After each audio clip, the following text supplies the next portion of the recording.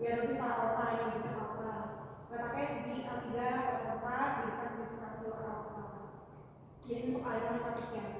Jadi kerja spinal melahirkan drainase limfatik ke sini.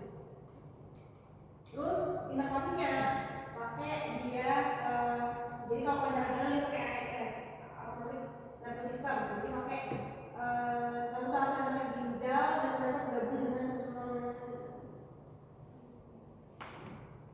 Jadi pakai saraf sensorik di T11 sampai T2. Nah biasanya kalau misalkan ini cuma ini biasa saja. Misalkan kalau ada batu, ada komisi batu di daerah ureter, ini nanti juga dari inervasi ini bisa terjadi pengeluaran batu gitu, dari kerja ureter. Nah, nanti ini inovasinya ini karena dia jalur darahnya sama, mungkin ada ini yang bisa sampai ke tesis atau pahat dari bawah. Nah, kita dulu. Nah, ini sporadasnya. Ini kayak analis.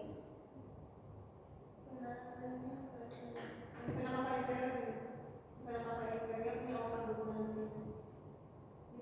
Ini penjelasan atau penjelasan. Nah, tadi kan dia penjelasannya ada dua, korteks sama medula. Kalau korteks dia warna-warni karena dia komposisinya itu lipid.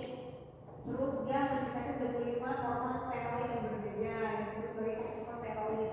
Jadi hormon kortikosteroid itu dihasilkan di kelenjar adrenal bagian korteks. Nah, enggak kemarin yang apa kaskade hormon itu ACTH itu dari ACTH itu kan ada di hipofisis anterior. Itu dia dirangsang sama apa? Yang ada di hipotalamus ACTH. Ya, sama CRH ya. Jadi CRH yang dari hipotalamus akan merangsang CRH dari hipotalamus akan merangsang hipofisis anterior untuk mengeluarkan ACTH. Nah, nanti ACTH yang ada di hipofisis anterior dia bakal merangsang korteks adrenal untuk mengeluarin hormon kortikosteroid. Itu jadi jalurnya. Ini fungsi dari kortikosteroid jadi untuk mediator inflamasi. Jadi untuk meredakan peradangan kortikosteroid. Terus di korteks ini dia dibagi jadi 3 zona. Glomerulosa, vasovator, sama retrovaris. Ini kelihatannya di situ ada 3 zona ini. Nanti ya zona-zona ini juga beda gitu masih ada hormonnya. Cuma untuk korteks adrenal dia masih hormon golongan kortikosteroid. Nah ini misalnya. Nah jadi ini korteks adrenal. Jadi yang bagian luar ini dia korteks. Sedangkan bagian lebih dalam ini dia medula. Ini medula. Bagian luar korteks ini medula yang lebih dalam. Nah, ini nanti korteks ada 3 zona. Yang luar glomerulosa, fasciculata, yang lurus ini sisa simpul ya. Terus ini reticularis, terus yang keduanya baru adrenal. Nanti adrenal juga beda lagi sel-selnya. Ini korteks, penjelasan dari korteks. Nah ini, jadi mana yang ada? Nah ini, jadi hipotalamus. Biasanya itu pencetus itu stres akan merangsang hipotalamus untuk melakukan CRH merangsang hipofisis anterior. Hipofisis anterior namanya apa? Sistemnya posterior. Karena banyak disebutnya hipofisis karena dia lebih banyak saraf-saraf dari posterior. Nah ini, jadi CRH akan merangsang adrenal hipofisis untuk melakukan ACTH. Nanti ACTH dia masuk ke korteks adrenal, dia adrenal bagian korteks untuk menghasilkan macam-macam. Ini dia juga bisa ACTH nanti menghasilkan yang tadi kortikosteroid.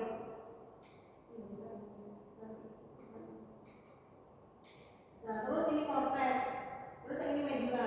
Kalau medula dia warnanya lebih merah, kalau ini kuning karena isinya lemak. Kalau ini lebih merah kecoklatan warna medula. Dia sel-selnya isinya sel kromatin namanya. Kalau di medula sel kromatin. Terus dia pakai sistem simpatis ANS. Nah nanti dia menghasilkan hormon epinefrin dan norepinefrin. Jadi kayak epinefrin atau namanya adrenalin ya. Epinefrin, norepinefrin, adrenalin sama. Nah, jadi kalau misalnya korteks yang dikasih kortikosteroid yang dari lemak komposisinya itu biasanya hormon stres. Dan kalau yang epinefrin sama adrenalin, kalau medula dia ngasih adrenalin sama adrenalin. Ini buat merangsang sistem simpatis. Sistem simpatis yang fight and flight. Pelajaran adrenal selesai, kemudian pertanyaan. Next ya. Terus kita ke pankreas. Nah, ini pankreas. Jadi pankreas ini kelenjar. Salah satunya kelenjar yang eksokrin yang disebut sebagai eksokrin dan endokrin. Eksokrin dia menghasilkan pankreatic juice gitu, enzim pencernaan. Karena kalau endokrin yang menghasilkan insulin dan glukagon. Insulin dihasilkan oleh sel beta, glukagon sama sel alfa. Jadi ini secara anatomi si pankreas ini dia ada bagian-bagiannya, ada bagian kaput, kepala, di sini kaput, sampai 3 di kaput, terus bagian sini kolum, 10 sampai 5 di korpusnya, terus yang paling ujung ini yang menonjol kayak gini ini kauda. Ini kaput, ini kolum atau neck, ini korpus, ini kauda. Nah, kaput pankreas ini berbagi. Kalau biasanya dia kaput pankreas, tapi di bawah kaput pankreas di ujung sini, bawah inferior dari ujung nomor 2, ini disebut sebagai proses funcinatus. Sedangkan yang ini sebenarnya kalau kalian lihat ini kayak gini, seperti ini kan bentuknya kayak gini ya, kayak melengkung gini. Nah kalau bagian sininya ini disebut sebagai incisura pancreaticus. Ini cekuan ini incisura pancreaticus. Ini bagian dari kaput. Terus pankreas ini eksokrin dan endokrin. Jadi kalau endokrin dia harus insulin dan glukagon, insulin dia sama sel beta, glukagon sama sel alfa. Terus dia letaknya dia merupakan organ peritoneal. Kecuali kauda, karena kalau lihat ini kauda itu dia lebih ke angkat gitu ya strukturnya. Jadi dia nggak ada organ peritoneal.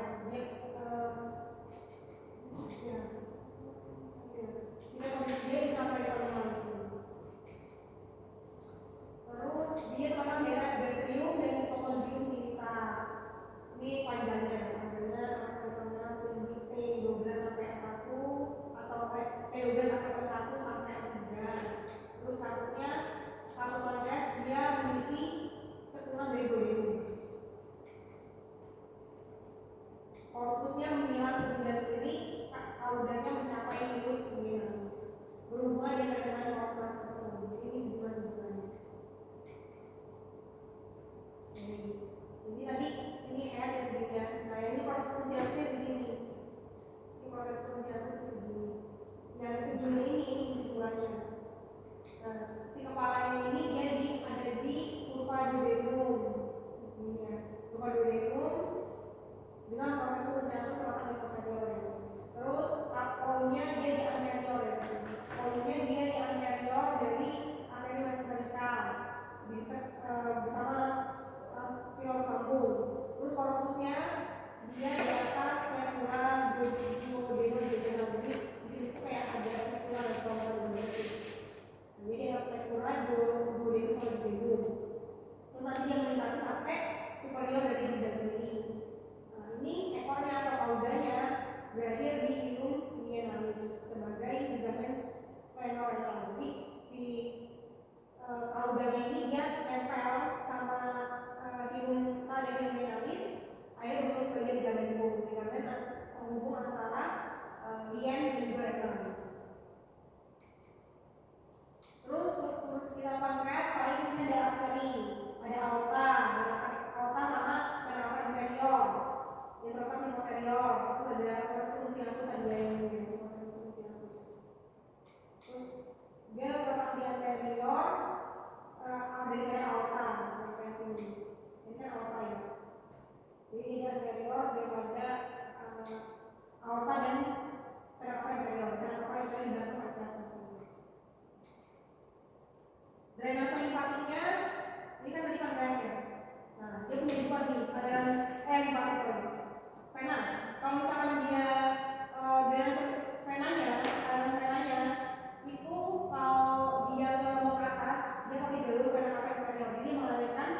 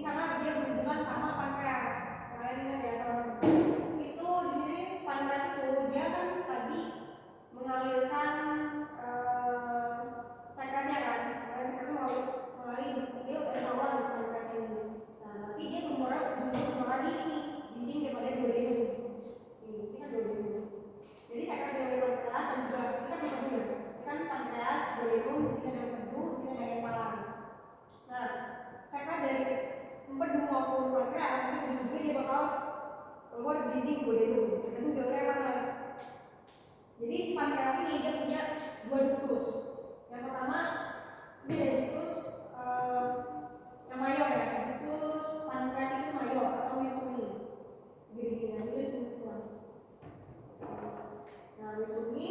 Sedangkan kalau yang kecil ini ductus pancreaticus ascorius, kalau minor atau Santorini nama lainnya. Nah, jadi ini yang mayor atau Yosumi, dan ini yang minor atau minor atau Santorini atau ascorius. Nah, si yang ini, yang apa? Namanya yang Yosumi ini, dia ujungnya bergabung sama saluran berpedu. Nah, kalau saluran berpedu ini kan udah jadi namanya ductus polydotus ya.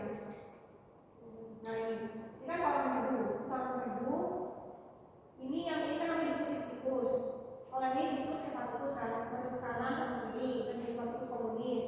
Hepaticus communis nanti dia bergabung sama cysticus jadi polydotus. Jadi sampai sini dia polydotus nih. Nah, si ductus pancreaticus mayor atau Yosumi dia gabung sama ductus polydotus. Bermuara di ini ampula pancreas mayor. Ampula pancreas mayor atau papila, nama umumnya papila duodenal mayor. Sedangkan kalau yang ductus pancreaticus ascorius atau minor atau Santorini ini dia langsung aja bermuaranya ke lebih superior ya. Ini yang lubangnya. Ini dia namanya udah papila duodenal minor.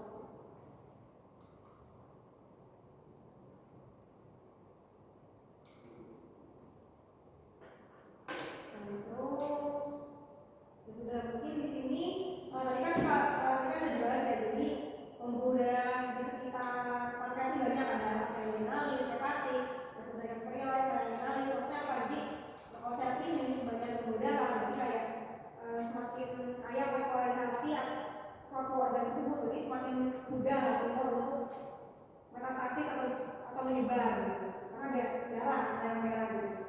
Nah, tumor-tumor ini nggak kuat, cuma ini saja. Jadi tumor-tumor itu ya banyak. Tumor-tumor itu dia bakal menekan struktur di sekitarnya. Nah, tumor kayak gini maksudnya apa? Yang pertama, ini tumor kita bahas tumor pankreas. Kalau kita misalkan dia ada tumor di sini di bagian bronkus, di sini ada hepar kan.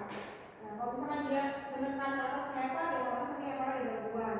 Kalau bantuan metabolisme hepar, bilirubin bisa terganggu. Kita bisa dibuatin jaundice atau kuning. Terus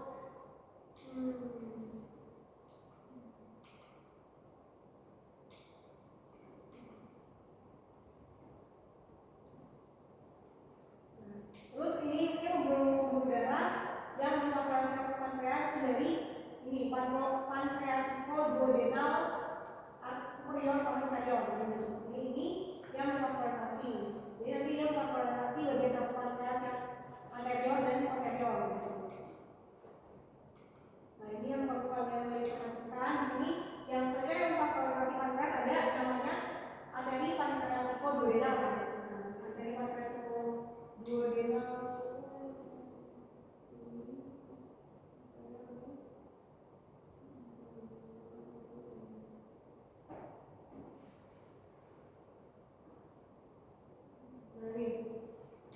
ini pancreatico-duodenal atau gastroduodenal. Nah, ini pancreatico-duodenal nanti dia bercabang. Cabang itu ada dua. Udah cabangnya ada. Ini ya, ini yang anterior namanya. Jadi nanti dia tuh ya ini namanya superior arteri superior posterior pancreatico-duodenal. Jadi si arteri pancreatico-duodenal itu dia punya dua cabang. Cabang anterior sama cabang posterior. Nah, yang cabang anterior ini cabang anterior ini dia juga punya dua cabang lagi, anterior yang inferior sama anterior yang superior. Tuh, sedangkan kalau yang posterior sama, dia juga punya cabang posterior yang superior sama posterior yang inferior. Dua cabang lagi ada vaskularasi untuk pankreas pakai pancreatico-duodenal, dimana pancreatico-duodenal itu dia punya cabang anterior dan posterior. Anterior dia punya cabang anterior superior sama anterior inferior. Terus yang posterior punya cabang posterior superior sama posterior inferior.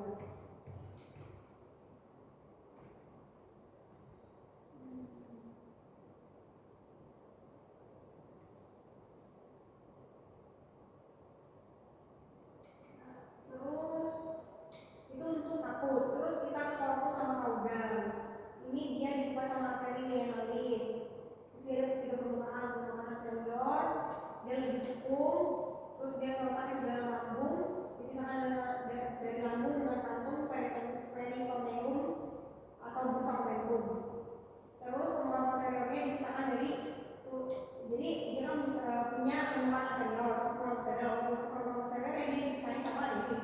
dipisahkan dari tulang belakang sama otak, fenomenalis, ginjal kiri.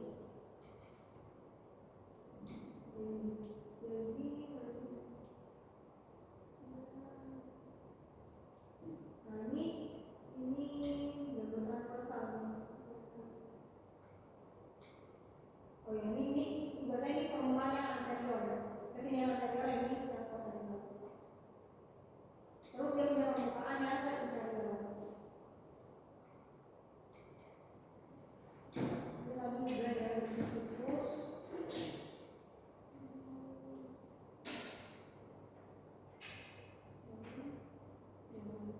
Nah nama lain ya ini jangan dipakai sih, tapi ya kan nama lain itu ada butus main di bahasa Inggrisnya sih kan pancreaticus pancreatic nama lain daripada nama Inggrisnya gitu dari Inggris.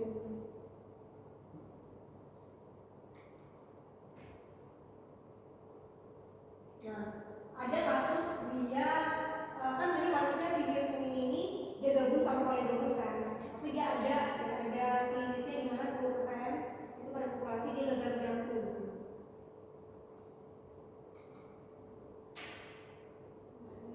Ini sampai ini sampai ini harusnya jantung.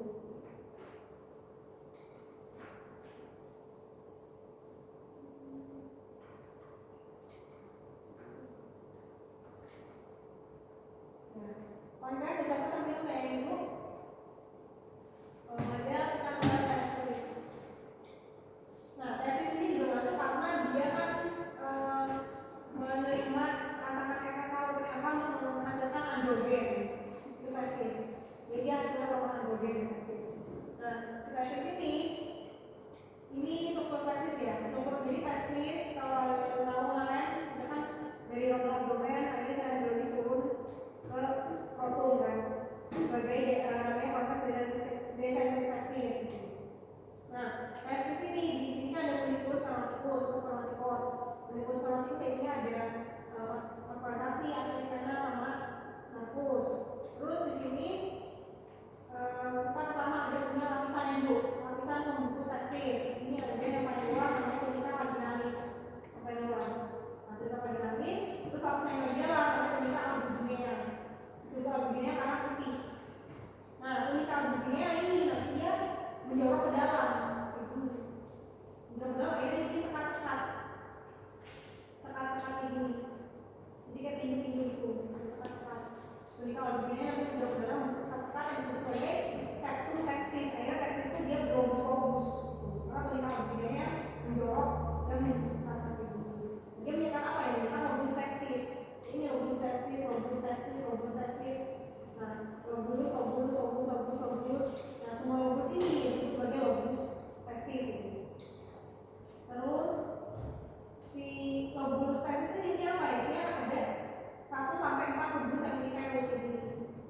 Lobulus seminiferus ya dia struktur yang kayak melipat-lipat kayak gini. Nah, di dalam lobulus seminiferus ini lah terjadilah pembentukan dan pematakan pembentukan spermatozoa dari dia spermatogonium sampai dia jadi spermatozoa. Nah di tubuh seminiferus ini terjadi pembentukan spermatozoa gitu. Nanti di tubuh seminiferus ini dia ada namanya sel Leydig tapi dua ada. Oh kalau di tubuh seminiferus sel poli ya. Kalau di dalam tubuh jadi di testis ini ada 2 sel penting. Kalau yang dalam tubuh seminiferus namanya sel poli. Jadi kalau sel poli itu dia kayak menyokong si tubuh seminiferus ini. Sedangkan kalau yang di antara tubuh seminiferus atau di antara tubuh testis ini namanya sel Leydig atau sel interstisial.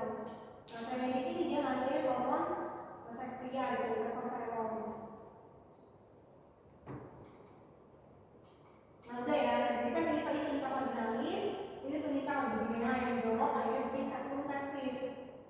Septum testis itu membatasi antara lobulus testis. Isi lobulus testis adalah lobulus seminiferus.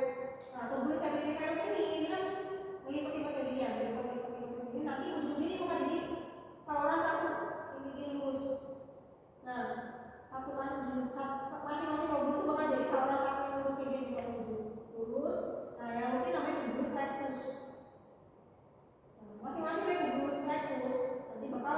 bikin anyaman lagi di sini, namanya rantai testis. Jadi tubuh sampai dulu, jadi lurus jadi lurus tubuh 100, kumpulan tubuh 100 jadi rantai testis. Nah, rantai testis nanti dibilang rantai testis ini jadi ductus efferens. Ductus efferens nanti masing-masing dari ductus efferens bakal jadi epididymis. Nah, epididymis ini berbentuk cengkih, dia menyelimuti testis. Nah, epididymis ini ada kaput, ada corpus, ada cauda. Nanti epididymis baru epididymis. Nah, saya kalau ini efferens berarti ini apa yang masih ductus efferens segini. Nah, di sini terjadi tempat pematakan sperma. Kalau ini pembuatannya, di sini pematakan sperma. Ini testis. Testis itu terletak di dalam skrotum.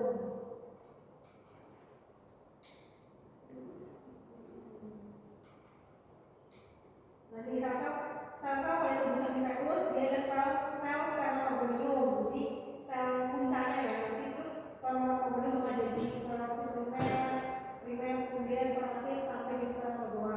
Jadi pada spermatozoa bakal jalan sampai ke epididymis sebelum dimatangkan gitu.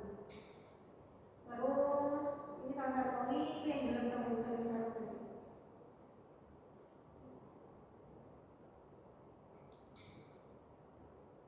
Nah, ini nanti yang ini untuk kalau Sertoli ini untuk kayak apa ya, menutris ya, Sertoli itu dia kayak untuk apa ya, kelangsungan dalam si tubuh seminiferus. Kalau yang lebih buat mesin testosteron. Nah, terus fungsi testosteron selain untuk pertumbuhan si sperma juga, itu dia untuk ada pertumbuhan sekunder berbeda ya, untuk pertumbuhan kandungan rambut, terus juga jakun, terus lari besar, ya suaranya lebih bass gitu ya, terus perkembangan libido bermanfaat, jadi fungsi seksnya sekunder dari testosteron. Nah, untuk vaskularitas dari testis itu dia pakai arteri testicularis, kalau vena plexus vena pampiniformis nanti. Ini yang pampiniformis ini. Nah, masalah klinis sampai testis ada dua, ada adenosis testis. Jadi kan testis itu dia di longgar domen ini. Nah, dia di longgar domen terus dia turun ke inguinal, terus ke prescrotum, tidak skrotum, akhirnya dia masuk ke dalam kantong skrotum. Ini proses adenosis testis yang seharusnya. Nah, tapi ada keadaan klinis di mana testis itu tetap ada di longgar domen. Biasanya pas dipalpasi itu dia kosong. Nah, itu namanya adenosis testis. Terus ada juga ini varikokel. Jadi dia varises pada plexus pampiniformis kan. Jadi pampiniformis itu bisa apa ya? Bisa diatasi, bisa varises juga. Jadi varises itu nggak hanya di kaki, bisa juga di esofagus, bisa juga di belakang di testis. Kalau bisa varises ya, karena ada insufisiensi karena atur, ya reflux, akhirnya dari atas turun ke bawah, kemudian di atas. Ini bisa juga varises, namanya varikokel. Nah, itu testis. Setelahnya ovarium untuk cewek. Ovarium dia bentuknya seperti almond, terletak di fosa ovarium pada dinding, panggul atau ini pelvis lateral. Ukuran 3x2x1, jadi nggak terlalu gede.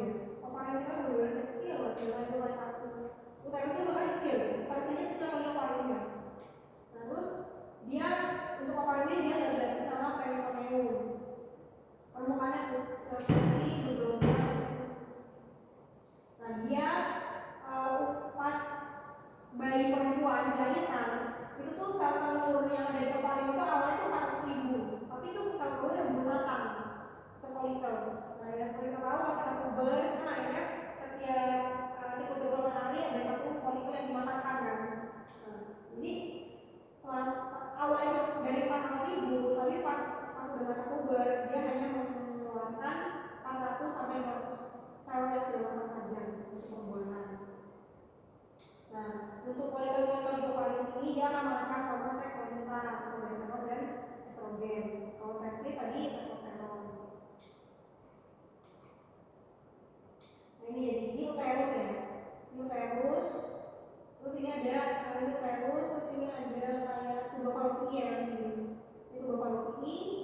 nah di tubuh fallopi ini dia kayak nah ini uterus, terus ini tubuh fallopi, terus tubuh fallopi ini kayak tangan gini ya, nah tangannya itu namanya fimbre, jadi kayak fimbre kayak nangkap si ovarium itu.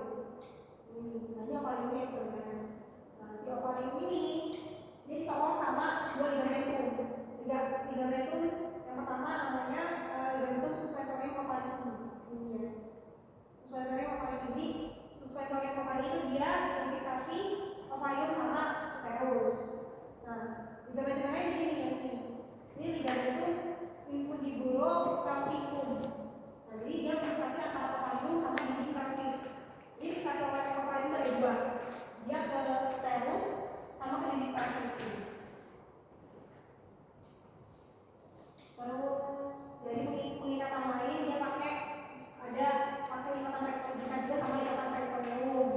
Nah karena ini di ovarium berarti ikatan peritoneum namanya mesovarium. Kalau ikatan peritoneum yang di kolon namanya apa? Kolon sigmoid. Kolon sigmoid. Terus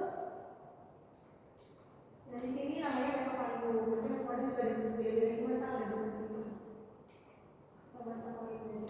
Nah ini ya, nah ini uterus ini terus benar kecil, terus ini tubuh fallopinya di fimbre nangkap si ovarium ini. Ini ligamentumnya, ligamentum si suspensorium ovarii. Nah ini ligamentum infundibulum pelvicum. Jadi dia fiksasi ovarium sama pelvis. Ovarium ini dia punya dua faksnya ya, medial dia dibagi sama tubuh fallopi. Terus kalau lateral dia dibagi sama dinding pelvis lateral. Superior dan anterior dibagi sama usus kecil, usus halus, intestine. Kalau superior sama fossa ovarium. Sama dia kayak ini ya, kayak superior dia si ovarium dia punya dua struktur juga nih. Ada korteks, ada medula. Nah ini dia yang luar korteks, ini yang dalamnya medula. Ini folikel-folikelnya ya. Nah terus dia untuk folikel-folikelnya tuh dia dari mana ya? Dari mana? Nah ini dari kecil ini ada dua kayak ada buahnya. Sampailah dia ovulasi.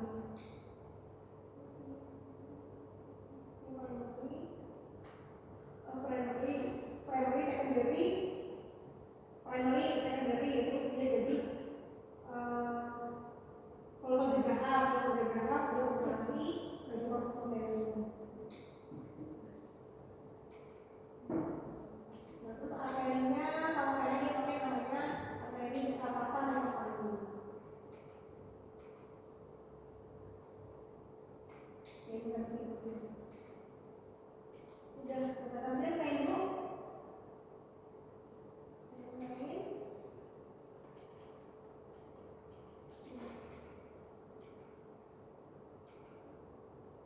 Kalau ada langsung tulis ya.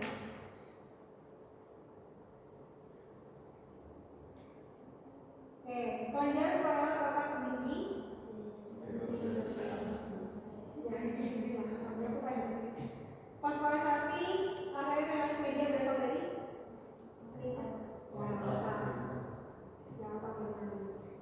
Inferior dari dari arteri venalis. Yang superior arteri supranalis superior atau arteri adrenalis superior berasal dari